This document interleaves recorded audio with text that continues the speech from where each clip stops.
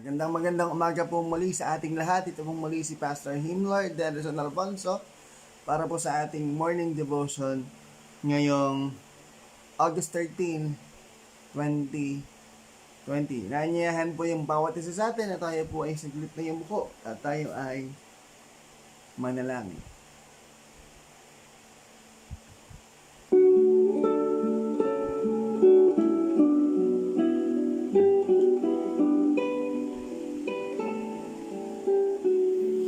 Dakilang Diyos, maraming salamat muli sa panibagong umagang ito na amin pong naranasan ngayon.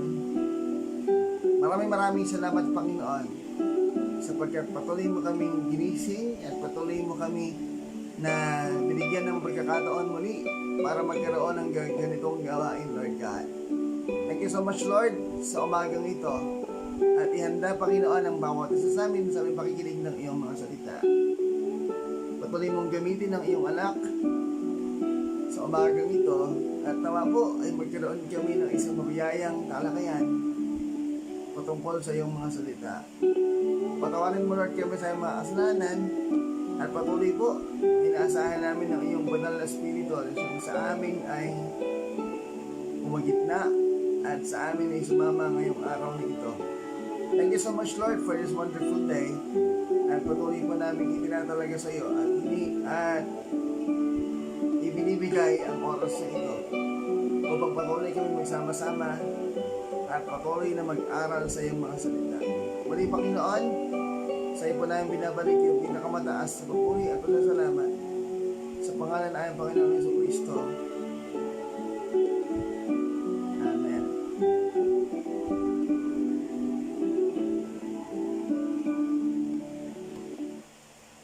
Minsan po, magandang umaga sa ating lahat. Ang ating pong teksto ngayong umaga ay matutunghayan doon sa awit 133. Ganito po yung kanyang sinasabi. Napakaligaya at kahanga-hanga sa ating pagmasid. Ang nagkakaisa at laging sama-sama na magkakapatid. Langis ng olibo ang nakatutulad at kawangis. Sa ulo at balbas nitong si Aaron kapag ipinahid. Umaagos ito at nababasa pati ang suot na damit. Katulad din niya hamog sa umaga sa bundok ng Hermon. Hamog na dumilig sa dahong maburol na bundok ng Sion. Sa lugar na ito, nangako si Yahweh, itong Panginoon, ang pangakong buhay na mananatili sa habang panahon. Ito po yung salita ng Diyos. Pagpalain tayo ng ating dakilang Panginoon ngayong umaga nito. Bago po natin marinig yung mensahe, ay pakinggan po natin ang awit nito.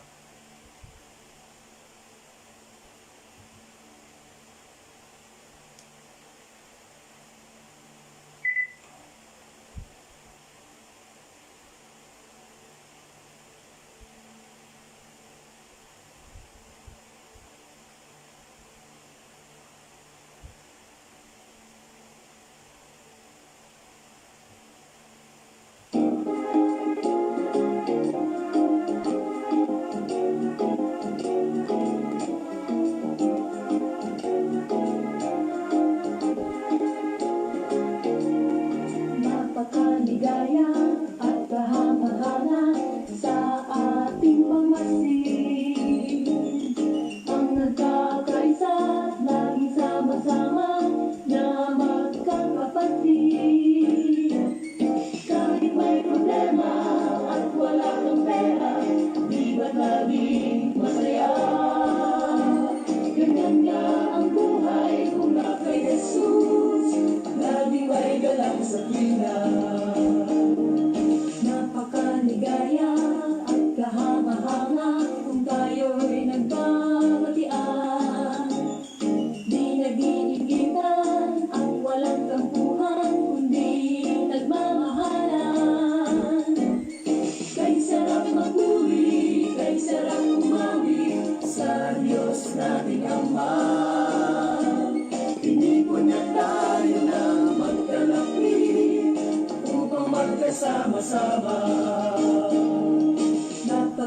napakaligaya at kahanga-hanga sa ating pamasid.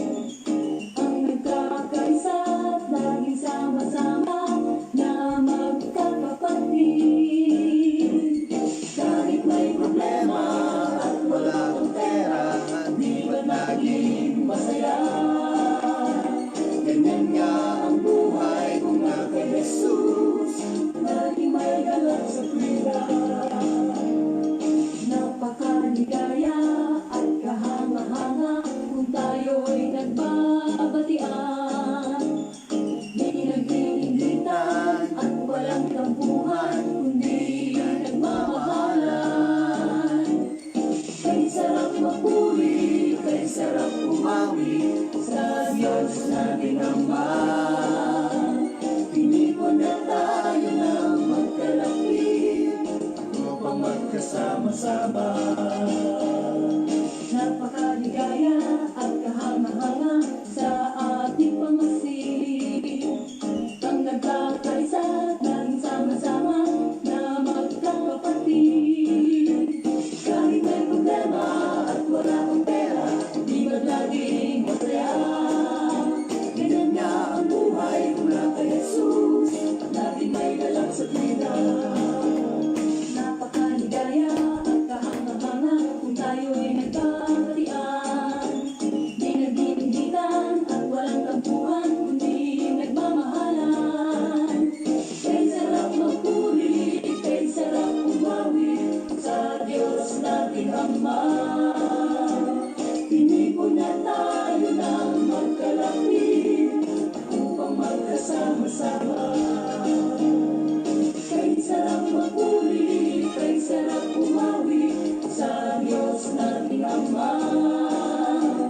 Tinipon na tayo ng magkalapit upang magkasama-sama.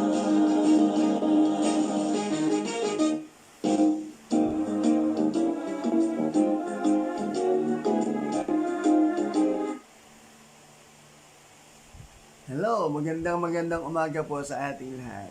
Yung pong ating binasa ngayon ay isang napakagandang pagkakataon para tingnan natin bakit ba ang isang tao kapag nandoon siya kay Kristo ay parang sariwa lagi yung kanyang pakiramdam. Ang isang bagay po na mainam sa anak ng Diyos, lahat ng kanyang nangyayari sa buhay niya ay lahat ay masaya. Sabi nga po dito, napakaligaya at kahanga-hanga sa ating pangmasid ang nagkakais at laging sama-sama na magkakapatid. Ibig po sabihin ito, yung bawat binago ng Diyos, bawat isa sa atin ay bagong nilalang. At ang pinakamainam ay laging positibo yung perspektibo natin sa buhay sa lahat ng pagkakataon. Walang dull moment pagdating doon sa isang mananampalataya.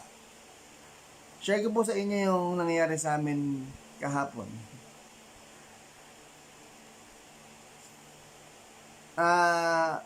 Dahil nung lumabas si mama ng ospital ay kailangan pa niya ng dugo, hindi po ba? Tapos na gano'n ay wala kami makitang donor. Ang isang magandang blessing ay pinalabasin namin ng ospital. Kinuha yung dugo doon sa ospital kahit hindi babayad, pero may kasunduan na yung dugong kinuha na yon ay papalitan upang hindi magkaroon ng liabilities kami. Palalabasin siya, pero ang deal ay yung dugo na kinuha sa blood bank papalitan namin. Ito po yung maganda. Kahapon ay kasama kami nila Pastor Noel, ako, tapos yung sila Mr. and Mrs. Gapus, tsaka si Uncle Noel. nagpunta po ng Kabanatuan, tapos ay punta doon sa Wesleyan Hospital. Ayon sa kanyang kwento, ayun, ang plano namin ay mag-donate ng dugo para nga hindi mo nabayaran yung isang bag ng dugo, which is costing 2,800 per bag. Pagdating doon sa ospital, kasi testing mo na bago makapag-donate ng dugo, Noong isang araw, si Pastor Eric Loresco ay nakapag-donate ng dugo. O di ayos. Pagdating kahapon doon sa amin, si Kuya Bernard Agapos ay unang tinest. Pagkatapos niyan, okay sana, maganda. Kaya lang, nung nakita yung kanyang BP, yung blood pressure, ay nag 150 ata, over 80, ganun. It means high blood, hindi siya po pwedeng mag-donate. Kami naman nung kanyang asawa, tuwan-tuwa, dahil for the first time makakapag-donate sana ako ng dugo. Ang naging problema naman sa amin ay maliit yung ugat namin. Hindi po pwede, hindi uubra yung cryom, hindi namin kakayanin yung pagkuha ng dugo kasi maliit yung ugat. Technically, ay disqualified pa din sa pagbibigay ng dugo. Nagsama si Pastor Noel ng 3 para kung sakaling may sumablay na isa, ay pwede pa rin. At least, merong chance na pagkakaroon ng donor. Sa hindi inaasahang pagkakataon, lahat po ay sablay. Lahat ay hindi uubrang kuhanan. Sa literal na pagkakataon, syempre, imagine mo, nagpunta ka ng malayong lugar, tapos ay hindi mo naman nakuha yung gusto mong makuha. Kung iba-iba yon, panghihinayang yung nangyayari. Nagaksaya ng gasolina and all, tapos nagpunta ron, wala palang makukuha, wala palang mapapala, Kung iba-iba, ganon ang iisipin. Pero sa amin kahapon, hindi. Kahit na ganon yung nangyayari, masaya kami. After nun, kumain kami, tapos nagpunta sila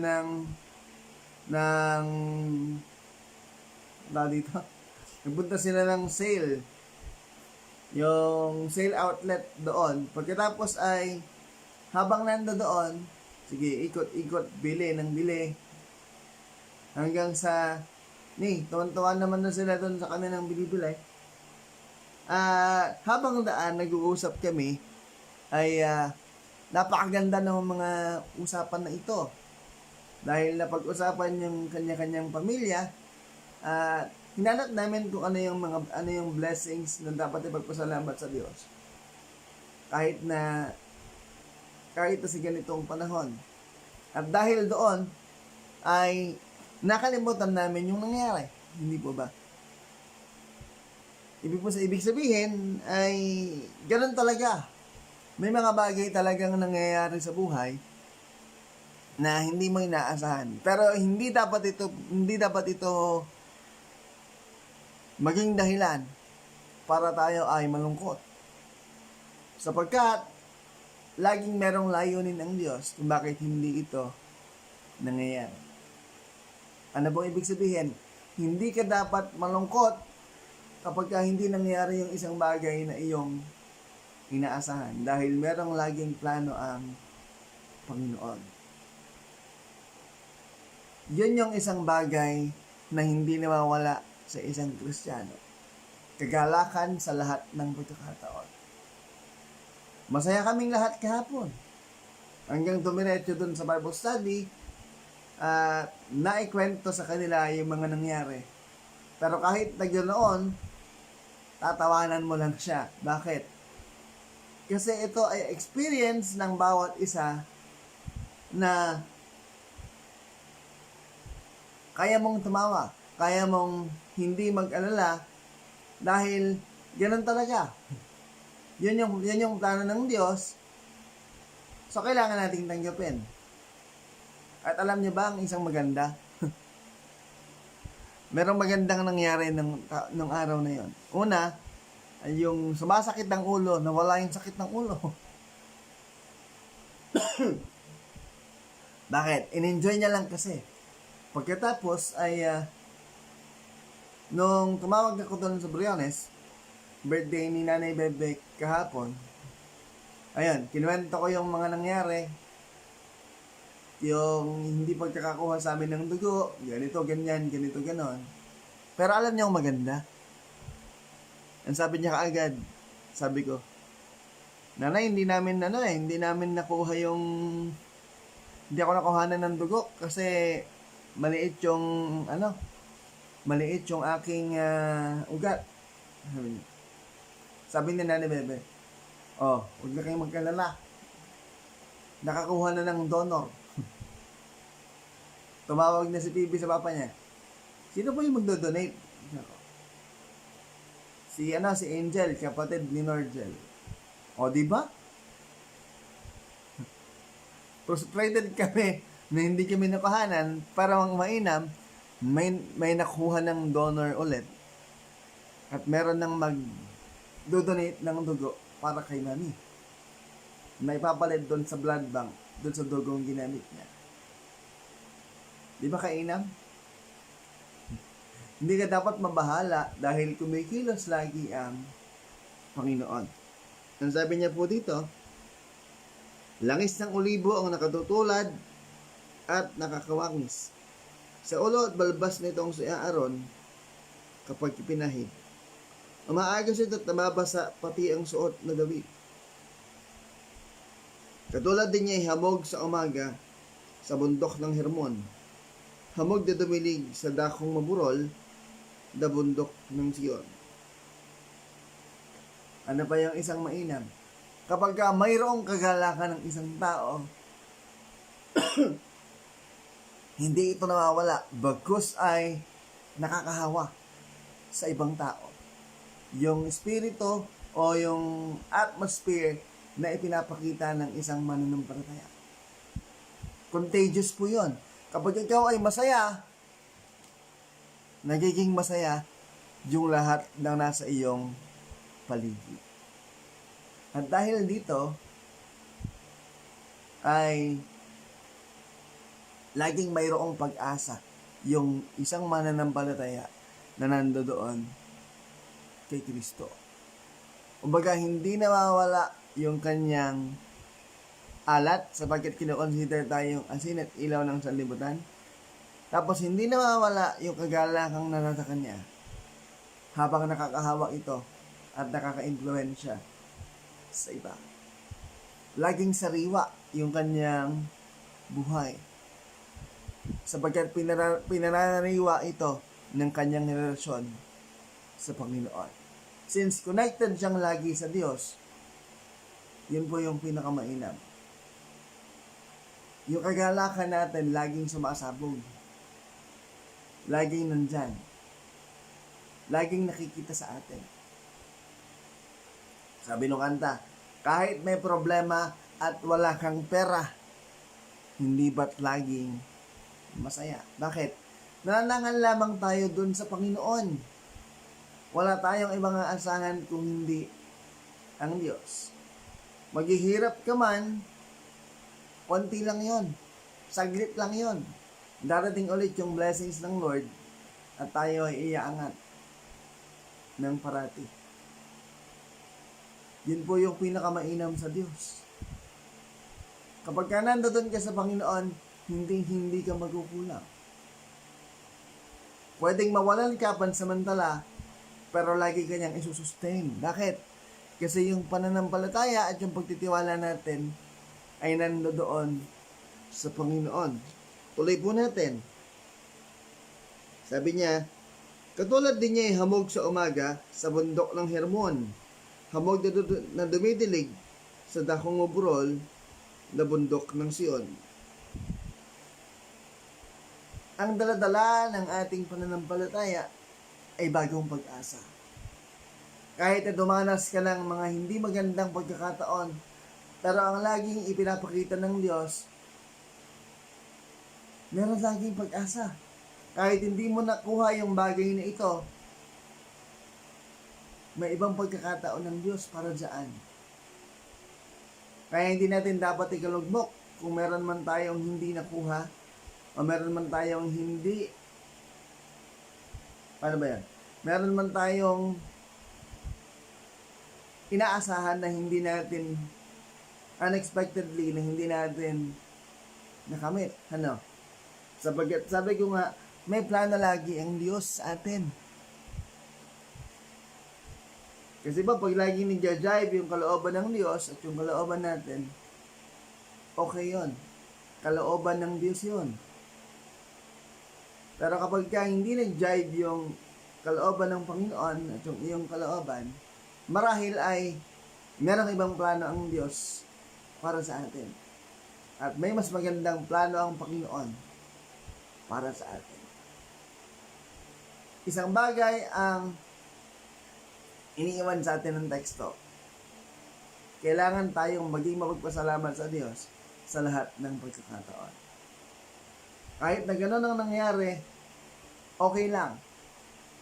Yung kagalakan na iniligay ng Diyos sa ating mga puso ay hindi na mawawala sapagkat tayo ay dependent lagi doon sa ating Panginoon. Ano man ang mangyari, ano man ang sitwasyon, magpapasalamat ka lang sa Panginoon. Sabi nga po ng isang kanta, okay lang yon kahit pa ganon, manalig ka sa Panginoon. So ano man ang mangyayari sa ating buhay, ano man ang mangyayari sa atin, yung pananampalataya at pananalig sa Diyos at yung pagkakaroon ng kagalakan at kapayapaan ay laging nandoon sa atin. Isang bagay ang mayroon sa atin lagi. Yung bawat mananampalataya, pinagkalooban ng Panginoon na magkaroon ng isang pusong laging mapagpasalamat sa Diyos at laging umaasa sa Kanya. Kapag ka ganon, yung kaligayahan at yung kagalakang ibinibigay ng Diyos sa atin, hindi na po ito mawawala. Sapagkat ang pagtingin mo sa lahat ng bagay na ito, pagpapala, galing sa Diyos, ito man ay mabuti or may hindi magandang nangyari. Ang katotohanan ay sa mga pangyayaring iyon, nagkaroon ka ng aral sa buhay. Kaya bandang huli ay blessing pa rin ang bagay na ito sa atin.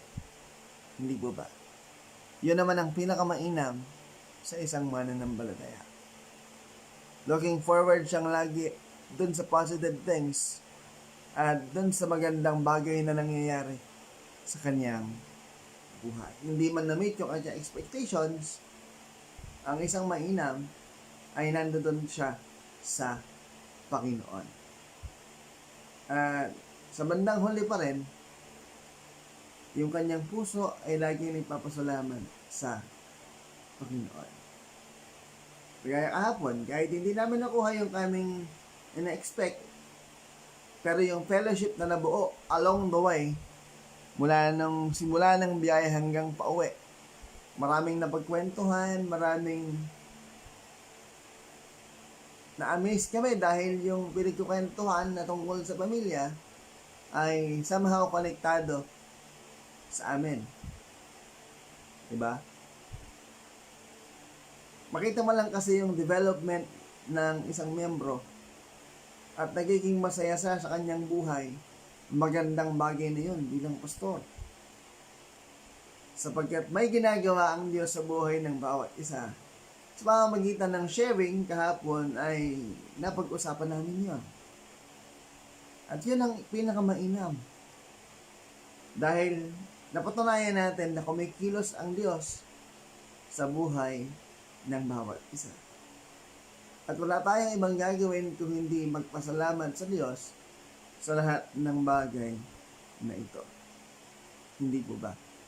Yun ang pinakamainam na attitude na ibinigay sa ating mga mananampalataya.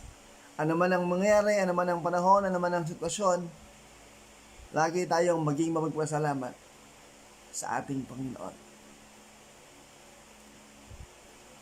Yung panghuli, ang sabi niya, sa lugar na ito, nangako si Yahweh, itong Panginoon, ang pangakong buhay na mananatili sa habang panahon. Kapag tayo may kagalakan, pagka tayo laging nandoon sa Panginoon, asahan mo na yung buhay natin ay mananatili habang panahon. Sapagkat habang panahon, mararanasan natin yung kalinga at pagmamahal ng Panginoon. Kaya po yung bawat isa sa atin, anuman ang ating kalalagayan, manatili ka lang tapat at manatili ka lang naglilingkod sa Diyos. Manatili ka lang nananampalataya sa Panginoon kahit kailan. Hindi natin mararanasan ng malungkot, hindi natin mararanasan ang mag-alala, kundi iisa ang ipaparana sa atin ng Diyos. Kagalakan ng gagaling sa Panginoon sa lahat ng pagkakataon. Sapagkat tayo ay kanyang anak at bilang mga anak ng Diyos, laging nakasuporta, laging nakaalalay, at laging nakatunghay sa atin ng Diyos sa lahat ng pagkakataon. Kaya't malulungkot ka ba? Hindi na. Dahil lang Panginoon ay lagi nating kasama sa lahat ng pagkakataon. Ito po yung salita ng Diyos, pagpalain tayo ng ating dakilang Panginoon. Amen. Muli po magandang umaga sa ating lahat. At magpatuloy po tayo sa ating gawain. Tapos na po yung ating mensahe ngayong umaga. At sabi ko nga kanina, ay magpapatuloy lamang yung ating kagalakan. Magpapatuloy lamang yung ating kasiyahan sa lahat ng pagkakataon. Kung yung bawat isa natin, tandaan nyo po kung yung bawat isa sa atin ay laging magbababad doon sa ating Panginoon. Kaya para po sa ating song of commitment, pakinggan po natin ang awit na ito. Sabayan niyo ko. Tayo pong lahat ay magbabad sa presensya ng ating Panginoon. Babad sa presensya mo. Pakinggan po natin yung awit na ito.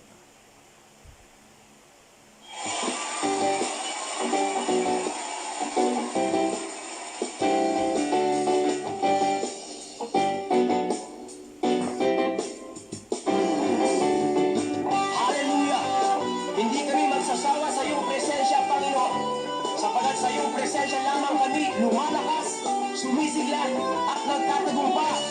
Hallelujah! Kay sarap-sarap paling sa iyo, Panginoon. Ang mga pagpapala mo, lubos-lubos. Minsan ang ating kaaway, pilit natin natangay ng langit. At sa aking pagpupuri, ako'y lubos na nagtagumpay. Ang kilalang ay bawat sa presensya mo, bawat sa iyong salita, bawat ang sikreto mo, kung bakit ako masaya.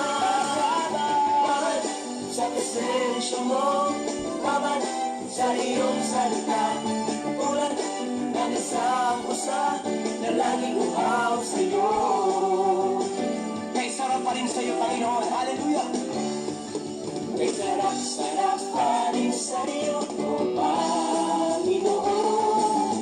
Ang mga pagpapala mo, lubos-lubos. Minsan ang ating kaaway, pilit na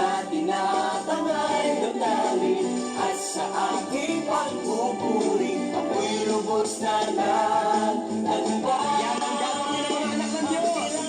Babad sa presensya mo, babad sa iyong salita, babad ang sekreto ko kung bakit ako masaya.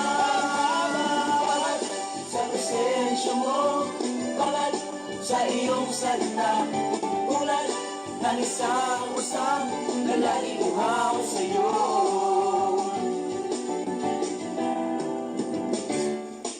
Minsan ang ating kaaway, pilit na tinatangay ang damdamin, at sa aking pagpupuri, ako'y lubos na nagtanda. Anong gagawin ng mga anak ng Diyos?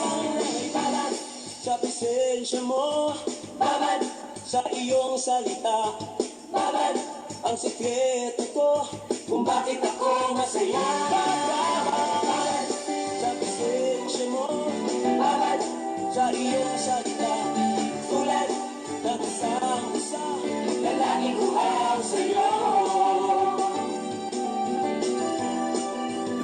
Ang kailangan ng ibabad sa presensya mo, babad sa iyong salita, babad ang sekreto ko kung bakit ako masaya. Babad sa presensya mo, babad sa iyong salita, tulad ng isang usap na laging uhaw sa'yo. Yan ang sikreto at dapat gawin ng mga anak ng Diyos. Ano yun? Kailangan lang ibabad sa presensya mo, babad sa iyong salita, babad ang sikreto ko kung bakit ako masaya. Babad sa presensya mo, babad sa iyong salita, tulad ng isang usap na laging uhaw sa'yo. Na laging uhaw sa'yo. Na laging uhaw sa'yo. Na laging uhaw sa'yo. Na laging uhaw sa'yo. Na laging uhaw sa'yo. Na laging uhaw sa'yo.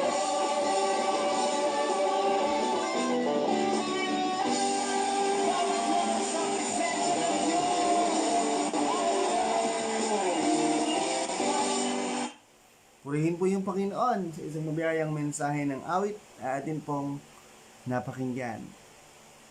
Nagpapasalamat po tayo doon sa mga blessings na na-receive natin. Nung pong nakaraan ay nagkaroon ng meeting last Tuesday. Nagkaroon ng meeting doon sa District Parsonage. Kasama po kami doon. Nagpapasalamat tayo doon sa ating butihing District Superintendent dahil po tayo ay napagkalooban ng kalahating almost 25 kilos ng bigas. Kalahating kabang bigas ay nabigyan po tayo last Tuesday. Nagpapasalamat tayo sa ating DS sa kanyang kabutihan. At malaking tulong na po yun para sa akin dito sa Destino. At nabigyan tayo ng ganong favor. At ngayon din po ay meron pong project ang bawat workers na magsisimula sa August 24. Ito po ay Bike for a Cross. Pero hindi yung kagaya nung dati na nakasanayan po. According doon sa proposal ni Bishop Pete Torrio na ibinaba ni DS ay ang bawat pastor ay magbabike simula August 24 hanggang December 1. Per kilometer po ay piso. So kung ang sinasabi niya kailangan ay maka 10 kilometers ka per day. At ang ano nun is 100 pesos ata sa 10 kilometro. 10 pesos pala, hindi pala piso, sorry. 10 pesos per kilometer. So, kung maka 10 kilometers ka, is 100 pesos. Gagawin po yung pagbabike na ito sa loob ng mula August 24 hanggang December 1, tuloy-tuloy. At hahanap ng sponsor sa bawat kilometrong iyong matatakbo. At ang aim po nito sa December 1 ay mapupunta rin sa mga manggagawa.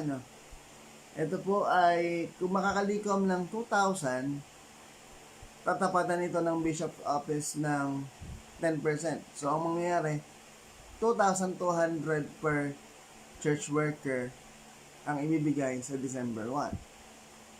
So, panahon na rin daw po ito ng pag-exercise para sa mga manggagawa. Kaya lang, wala pa nga po akong bike, Hindi pa nga yun natutupad. Pero naniniwala ako ay pagkakalooban tayo ng Panginoon sa kanyang panahon. Sa tamang panahon ay magkakaroon po tayo nito. Sa akin, hindi lang basta bike. Ang aking hinihiling specifically ay electric bike na 3 wheels. Nakakita na po ako doon sa Tayleg, dyan sa Muñoz. Ang cash po niya is 31,500. Tapos yung kanyang hulugan, yung kanyang down payment ay 15,000, which is yun yung hinahanap ko ngayon. 15,000 yung down payment, pagkatapos ay 1,000 monthly for 12 months. Ibig sabihin, kung tututalin mo siya, 5 plus 2, 7, ayan. Ibig sabihin yan, 27,000 lang yung sa loob ng isang taon, kasama yung down payment. Kasi 31,500 yung cash niya. Pero kung susumahin mo, 15,000 plus 12 ay 27 lang. Mababa siya, di ba? Kasi 1,000 lang siya per month. Kumbaga, meron lang nangyari na mababa lang mataas lang ng almost 4,000 dun sa cash basis niya. Pero pinapanalangin po natin yan kasi kailangan talaga ng sasakyan dito sa loob ng university. Dahil wala ni isang tricycle, naglalakad lang po ako lagi. Huwag ka naman nangyayari. Kaya pag umaalis ako, ang dala kong damit ay mas probably 2 hanggang 3. Dahil pagka pinawisan, palit ka agad ng damit. So, yun po yung latest. Papasalamat tayo dun sa ating DS dahil nabigyan tayo ng pagkakataon na magkaroon ng halos kalahating kabang bigas. Pagkatapos po, ay nagpapatuloy pa rin yung ating gawain na ito. Medyo natigil lang ng mga nakaraan dahil ang problema po talaga is internet connections. Pero ngayon ay okay na. At hindi lang ako nakapag-broadcast nung nakaraang 2 araw dahil pagdating ko dito, pagod na. Kailangan na magpahinga. Pero pagtutuloy-tuloy pa rin po yung ating gawain na ito. At sana isuporta po yung lahat sa atin. And last Sunday ay patuloy po nating nakakasama yung pamilya ng Manuel sa ating church. Ang nandito nun ay si Dr. Galindez. Yung family Manuel ay nandito rin nung nakaraan. Na-miss lang namin si Ma'am Maylem dahil dahil umuulan po noon, hindi siya po pwede, malakas yung ulan. Nakaready na raw siya for church, kaso ay hindi ito naging possible dahil malakas nga po yung ulan noong nakaraang Sunday. Pinabati ko rin po yung aking auntie, yung nag-alaga po sa akin, si Nanay Bebe. Ayan. Si Nanay Bebe Gutierrez. Ayun. Konsolasyon.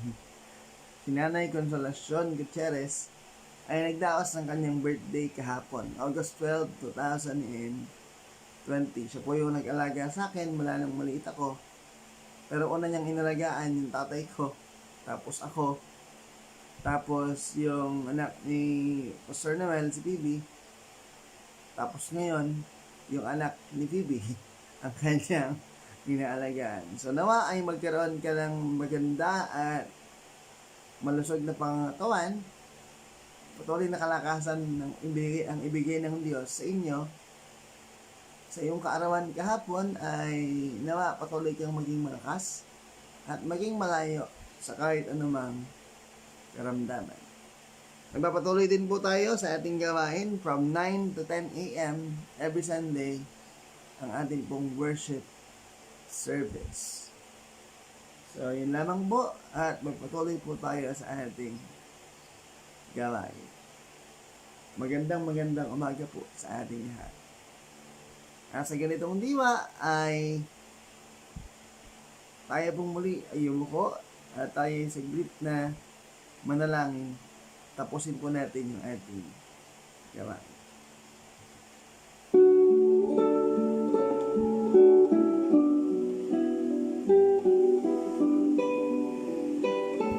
Dakilang Diyos, mapasalamat kami sa patuloy na kagalakang iyong ibinubuhos sa puso ng bawat isa. Maraming salamat sa iyong mga salita ngayong umagang ito, Panginoon, na nagpapaalala sa amin na patuloy lamang kami magtiwala sa iyo. Tanggalin namin yung anumang agam-agam, tanggalin namin yung anumang hindi magandang kaisipan, kundi bagkus ay patuloy kami magtiwala, manampalataya, at manangan sa iyong dakilang kalooban. Kapag mas makita namin yung kagandahan ng buhay kasama ka. Thank you so much, Lord, for all your providence sa buhay ng bawat isa sa amin. Tunay na hindi mo kami pinababayaan, hindi mo kami iniiwan, Panginoon, at patuloy mo kami binibigyan ng pagkakataon. Magandang pagkakataon para sa aming mga buhay na patuloy lamang na magtiwala sa iyo. Sa lahat ng pagkakataon, ikaw ang aming patuloy na asahan sa aming mga buhay. Maraming salamat sa pagkilos mo, dakilang Diyos, sa buhay namin lahat. At patuloy ka namin naranasan sa lahat ng pagkakataon. Maraming salamat po sa iyong katapatan sa aming mga buhay. At nawa ay patuloy ka naming papurihan sa Espiritu at Katotohanan. At ikaw yung aming bigyan ng papuri sa lahat ng pagkakataon. Hindi namin masukat ang iyong katapatan, Panginoon, sa aming mga buhay. Kaya tanggapin mo yung aming taos-pusong pasasalamat sa inyo, dakilang Diyos. Kaharap na naman kami sa isang buong araw na ito, humihingi po kami muli ng katatagan sa iyo. At patuloy mo kaming samahan sa aming buhay, sa aming paglalakbay, sa araw na ito. Ano man yung aming kakaharapin, pinagkakatiwala po namin sa iyo. Lahat ng nagdaos ng kanilang mga kaarawan, pagpalain mo. At maraming salamat sa panibagong taon na iyong binigay sa kanilang mga buhay. Panalangin namin ang kanilang katatagan, ang kanilang kasiyahan sa panibagong taon ng kanilang buhay na iyong pinagkaloob. Thank you so much, Lord, sa lahat-lahat. At muli kaming humihiling ng kapatawaran sa lahat ng aming mga kasalanan. At patuloy po na pagpalain mo yung bawat isa sa amin. Patuloy kami maging magkapala din naman para sa iba. Muli, ibinabalik namin sa iyo, dakilang Diyos, ang lahat ng ito. Lahat ng papuri at pasasalamat sa pangalan ni Jesus. Amen. Ang ating mapagsambahay pansamantalang natatapos, ngunit ang ating paglilingkod sa ating Panginoon ay nagsisimula sa ating paglakad ng ating pananampalataya. Ito pong muli si Pastor Himler Dennis Albanzo, broadcasting live mula dito sa CLSU Interfaith Chapel. At ngayon, tanggapin natin ang biyaya ng ating dakilang Panginoon, ang hindi nagmamaliw at dakilang pag-ibig ni Jesucristo, at ang patuloy na pakikiisa at pakikipisan ng kanyang banal na Espiritu, maghari nawa sa ating mga buhay, ngayon at magpakailanman. Amen. Ito po muli si Pastor Himler Dennis Alfonso. Magkita-kita po tayong muli bukas sa ganap na alas 5 ng umaga hanggang alas 6. Pagpalain po tayo ng ating dakilang Panginoon sa Diyos ng pinakamataas na papuri at pasasalamat. Amen.